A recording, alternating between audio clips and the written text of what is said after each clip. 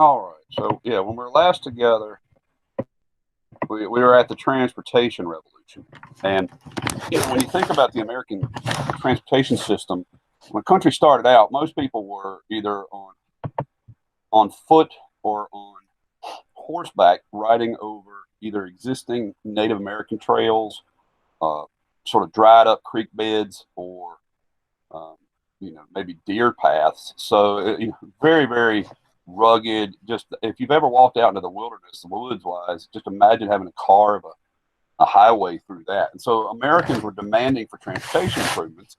And Henry Clay responded. He said, "Hey, we should do this. We should, encourage Americans to move westward, to settle land, to develop land."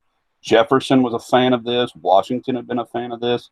The idea that Americans could be have land available to them was very alluring. And so Congress made it easier during the presidency of James Monroe with something called the Land Act of 1820, sort of like the first Homestead Act, if you will. It's like half a Homestead Act. 80 acres of land, Land Act of 1820, done the same year as the Missouri Compromise. And, really a boon to immigrants and a boon to anyone who couldn't get land back east because of, say, large-scale plantation owners or, overall low income. And so with that, people began to migrate westward. Now, what's interesting is you start to see a sectional divide over how to improve the West, particularly, or in general, highways. See here that New England was really strongly opposed to it. Several middle states were also opposed to it. The West absolutely wanted it. And this has to do with New England didn't want to have their population of labor supply taken away. They didn't necessarily need the money spent themselves personally, so it's like spending their money on hurting them. And also, they really viewed this as a chance to have more Western states that would vote against their interests. If you think about like the War of 1812. So here's the first highway built in America. It was built with private monies, not with a state funding or a federal government funding, certainly. The Lancaster Turnpike still exists in pieces. But, people were building roads in spite of not having federal government assistance. And really, roads weren't very good. But finally, Congress did authorize a bill. Actually, early on, they authorized a bill during President Madison's presidency. And it took them about 2 decades to finish. And it was the National Road, or sometimes called the Cumberland Road, because it extended from the Cumberland Gap all the way out ultimately to the Mississippi River. So this is the first federal highway.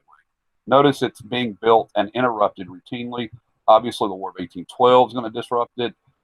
And then you're going to have bills that are being passed or attempted to be passed that'll be opposed by New Englanders. So this is slow going. And many of these Western congressmen, be they young Illinois Whig Abraham Lincoln or many others, are going to campaign on getting more roads and canals built out here. So the first phase of the transportation revolution is the canals and turnpikes era. Here you see the very famous Erie Canal is going to be built across the middle of New York. From here you see Lake Erie, up below Niagara Falls, out across Buffalo, and over into the Hudson River, and where goods can come from the Midwest. If you think back to this map, here's Lake Erie. So goods could come from this area, get on the water, get over here, get on the canal, and go out through New York to the Atlantic Ocean. So you could go from the interior of our country through the Erie Canal, and then down past New York City. So this is going to transform New York. New York City is going to explode.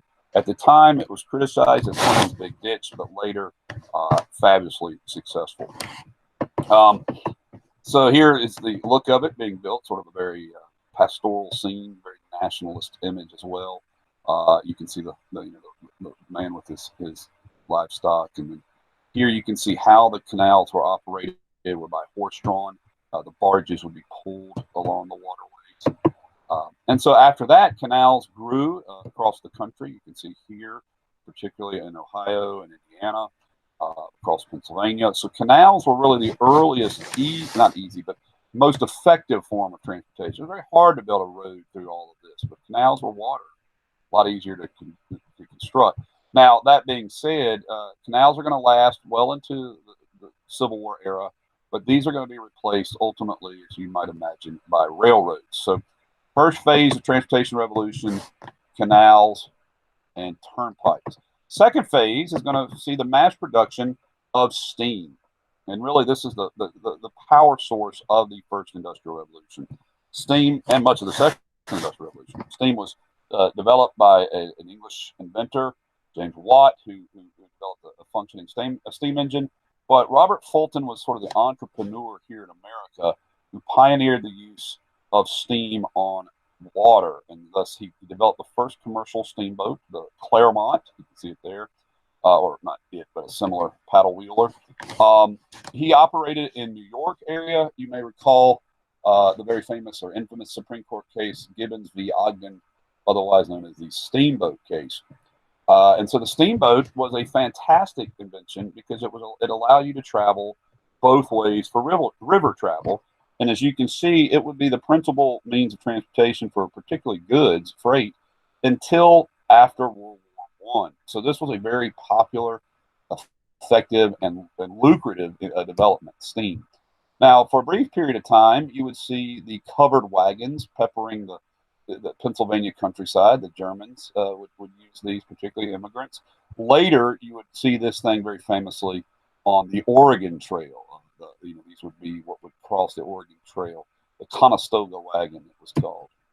Now, I told you that the canals were replaced, the canals and turnpikes were replaced by steam boats and railroads. So that's phase two, steamboats and railroads. They occur basically at the same time. And really, railroads are going to put canals out of business, and that's who opposes their construction initially. But railroads will become, by the Civil War, the most effective way to deliver both goods but also people. And that's going to fuel the demand once we acquire California in 1850 for the first transcontinental railroad. So railroad was, again, innovated by steamboat individuals. You may recall Cornelius Vanderbilt started out in steamboats and ended up moving into trains, the Commodore he was called. Railroads were very useful for crossing difficult terrain. Once you built it, the tracks were very good. But initially, they were dangerous. They would catch on fire. Steam engines would explode. Boilers would explode. The braking system hadn't been developed that we use today, the pneumatic air brake. And honestly, they were individually owned, so they were often competing with each other to the point of inefficiency. But once they got their kind of act together, you're going to see railroads take off. And railroads are going to serve kind of like the arteries. Well, let's look at it this way. If rivers are the arteries of our country, then the railroads will become the veins. They're all over the place. They will crisscross much of the countryside. And by the Civil War, you're going to see most of the Midwest and North covered in railroads. Now, you may notice the South, very few developments of roads and very, very few developments of railroads in comparison. By the Civil War, a handful. This is the Richmond and Danville line would be built across here. Those of us who are local, you can see this, Richmond, Danville. But by and large, you can see that the bulk of the railroads are in this area in the Old Northwest Territory. A brief little period in transportation history, but one that's kind of noteworthy, is the development of clipper ships. These were still sail-powered, wind-powered, but they were very low draft. That means they kind of rode on the surface of the waves, and they were very, very fast. They were just covered in sails. So this was kind of like the FedEx of its period. If you wanted to get something good to France quickly, you sent it on a clipper ship. If you wanted to get it there, safely and more slowly, you would use a steamboat. But for a brief period of time, these guys would zip across the water. It's kind of like yachts that were big, carrying high-end goods. And as you can see, with the development of more roads, the prices dropped. You can see that these are wagons prices. Even the cost of going upriver drops precipitously. You can thank the steam engine for that. Canals drop. Everything drops because it gets cheaper. Now, later on, when the titans of industry come in and sort of begin monopolizing this stuff, you'll see that the problem is that the crops also, their price drops dramatically. So you think about the farmers of the populist movement. So briefly, you had something called the Pony Express. It road across these trails down here, and it would connect southwest of the United States to the middle of the country. But it was not a very effective means, and you can see it was very short-lived. It only lasted about a year because the telegraph is going to put it out of business. We talked about Edison. Excuse me. We talked about Morse earlier, and then men like Edison and others are going to make it even more accessible, and of course Alexander Graham Bell later. So with the expansion of capital, people would invest in new businesses, and particularly the next best thing would be railroads, steamboats or steamships. Printing, you see, changes. Within 5 days in 1817 was the Orange. You would get information, relatively quickly. These are New York newspapers. You could have a New York paper in hand, within 10 days, even as far down as Savannah, some of these places. Now, today, we get news instantaneously, so we would see this as kind of like, who cares? But back then, this was like unheard of to be able to get information in less than a week all the way from New York City. And, of course, that will speed up all kinds of good things and bad things, like panics and stuff like that. So lots of trails. Now, ultimately, these trails will be overridden, so to speak, by the railroads. But the railroads will frequently use these cutout trails that existed. You can see the Pony Express mail route, the Santa Fe, the Mormon Trail, the very famous Mormon Trail. So these were overland trails. And imagine these would be covered with literally covered wagons. Those Conestoga wagons would be making the trek up here to the Columbia River Valley. But in the end, this was far more effective. You see a train just steaming into victory at whopping 20 miles an hour. I think they clocked in at the fastest. And so these were not initially fast, but they were very, very consistent. Interesting enough, you can see that immigrant labor, mostly Irish, built the northern railroads, and slave labor was used to build the southern railroads. So slaves are actually employed in that. So what did America look like? And this is what's this concept of a commercial revolution. When our country started, basically everybody was a sort of yeoman farmer.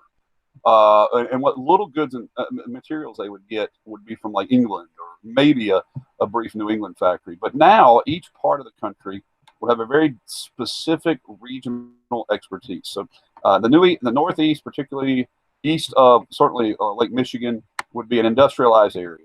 Lots of factories. The South, obviously, dependent on slavery, dependent on enormously on cotton. And in the West, which for us would be to Missouri, like Missouri, Illinois, Indiana, Kentucky, would be where you got the food for the country from, the nation's breadbasket. In many ways, this is what this fella had envisioned, Henry Clay. Now, the American system has never formally passed into law. It never actually, each component's not passed. Now, two of them sort of emerge successfully, with banking and tariffs. But ultimately, the federal government, under 4 presidents, kind of reject the use of federal money for infrastructure. But nonetheless, it sort of developed anyway. And the goal of it was, by Henry Clay, so that America becomes self-sufficient. Like, we would literally not need to trade with any other country. And in many ways, this works until the Gilded Age factories became so overproducing that they needed exports to foreign markets. But for at least the first half of our country, this really kind of worked and worked well. Now, it didn't work for everybody. Obviously, if you were an impoverished sort of white trash worker, their expression, not mine, or a slave, this isn't particularly good. But it did help the country overall, although it did pit the country at times against each other. So you would have New England, and its emphasis was overwhelmingly on manufacturing, commercial ties, sort of led by the very famous Massachusetts Senator Daniel Webster. Tariffs, I don't like the idea that I have backed cheap. They didn't really back internal improvements. I'm going to take that out. I think they definitely didn't want cheap public land. I agree with that, but I think I need to redo that other one. So let's fix that. They were not a fan of losing folks to somewhere else in the country, but here you can see elements of the American system they want, and typically against slavery, obviously. The South, very initially interested in internal improvements. Calhoun himself had written a bill for improvements, bonus bill, but they were very much opposed to tariffs. Didn't like that point of it, and began to see it was the southern states' problem was the rest of the states. So it was more of a states' rights issue, typically pro-slavery, well, overwhelmingly pro-slavery. And then out west, you had the Henry Clay led program of frontier farmers, and obviously they wanted pretty much everything that the American system was, with the exception that if you were in Louisville North, you were not a big fan of slavery, but you were comfortable enough with the idea of people should be able to pick. So kind of the free soil position, if you think that. We don't really like slavery, don't want it to spread, but if the folks down south want their slaves, well, that's their business. So again, I would point out that this huge difference between the haves and the have-nots was not something that the ordinary American was very happy about. I guess the good news is the slice of the pie being a big pie meant you still had something, but we've had sort of inequality in the distribution of wealth in our country from the beginning. Now not as bad as it is today. If you look today, inequality is extraordinary. I've used this PowerPoint before to point out how much wealth is held by such a small percentage of the country, and this creates social tensions and disruptions to the fabric of people's confidence in our nation, and we don't want that. But it's one of those never-ending components of the American system of capitalism that rich get very rich and the poor are often quite poor. The question is how many middle-class people are comfortable? Because as long as the middle class is comfortable, then usually you don't see too much sort of social unrest. But if the middle class is upset, then something's going to happen, I think, when that gets to that point. So that concludes our antebellum regional discussion of the economy, and I hope that gave you lots of insights.